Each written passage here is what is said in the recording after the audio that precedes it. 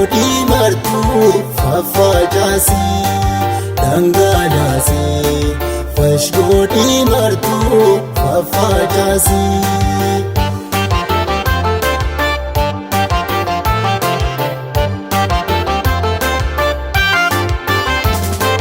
Kulatootaa fi afaan lagaa faayomee haamii na haamsiisee deemaanee yoonsii malee sirbee naannoo yeewaasii na waamsiisee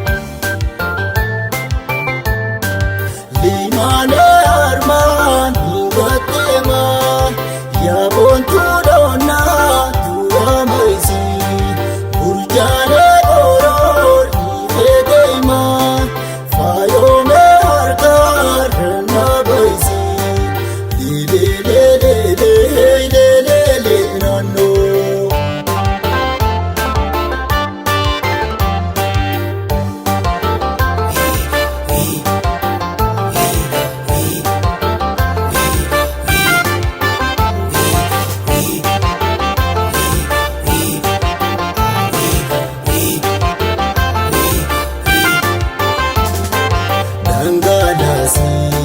Fash godhii martuu faffacaasii dhangalaasii fash godhii martuu faffacaasii.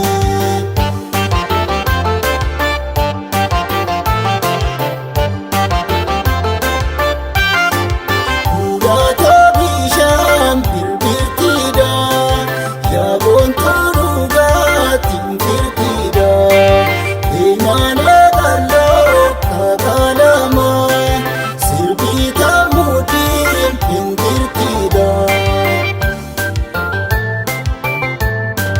Faayataa miidhaa shaataa babii naannoo yee afaan hin habaatu.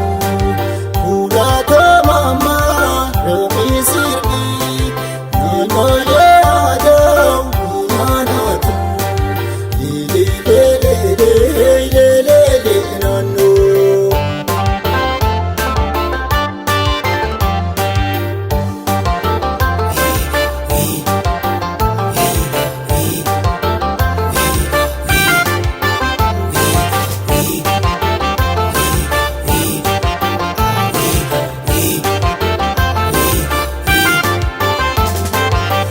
Dhangalaasii fash godhii martuu faffacaasii dhangalaasii fash godhii martuu faffacaasii.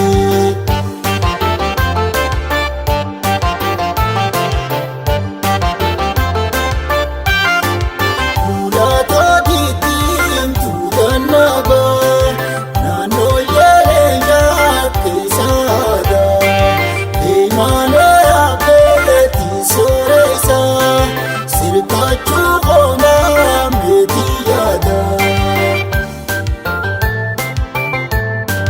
Burjaalee bishiin kananniyyaa kulatoo hundaalee fuuldaadaa deemaanee biyyaan dawwaanniyyee waldhabnee hiriyaa jaalala.